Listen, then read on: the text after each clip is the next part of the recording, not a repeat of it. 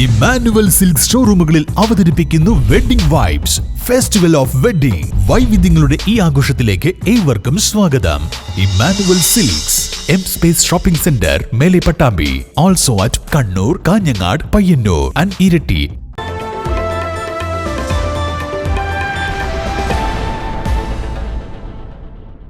Pattambi Kodumunda government ഹൈസ്കൂളിൽ പൂർവ്വ വിദ്യാർത്ഥികൾ ഒത്തുചേരുന്നു.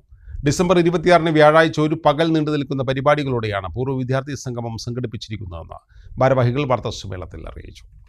കൈനിറയെ കാറ്റാടിയും പിന്നെ നമ്മളും എന്ന ശീർഷകത്തിലാണ് പട്ടാമ്പി കൊടുമുണ്ട ഗവൺമെന്റ് ഹൈസ്കൂളിൽ ഡിസംബർ 26 പൂർവ്വ വിദ്യാർത്ഥി സംഗമം സംഘടിപ്പിച്ചിട്ടുള്ളത്. 1956 മുതൽ 2015 വരെ സ്കൂളിൽ പഠിച്ചവരും പഠിപ്പിച്ച അധ്യാപകരും ഉൾപ്പെടെ 1000-ലധികം പേർ പരിപാടിയിൽ പങ്കെടുക്കുമെന്ന് ഭാരവാഹികൾ പറഞ്ഞു. രാവിലെ 9:30 പരുതൂർ ഗ്രാമപഞ്ചായത്ത് പ്രസിഡന്റ് APM സക്കറിയ ഉദ്ഘാടനം നിർവഹിക്കും.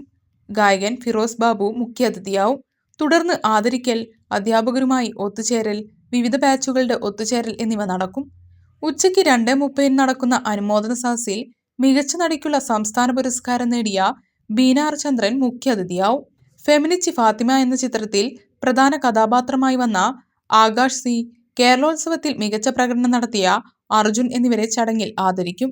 തുടർന്ന് ബീന ചന്ദ്രന്റെ ഒറ്റ ഞാവൽ മരം എന്ന ഏകപാത്ര നാടകവും വിവിധ കലാപരിപാടികളും നാടൻപാട്ടും അരങ്ങേറുമെന്ന് ഭാരവാഹികൾ പറഞ്ഞു. കൊടുമുണ്ട ഒരു പ്രദേശം എല്ലാം ഒത്തുചേരുകയാണ്.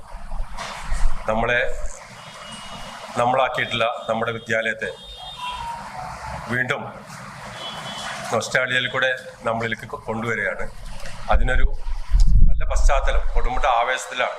അതുകൊണ്ട് തന്നെ 2024 ഡിസംബർ 26 നടക്കുന്ന ഈ മഹാസംഗമം ഒരു ആവേശമാണ്, ഒരു നാടിൻ്റെ ഉത്സവമാണ്.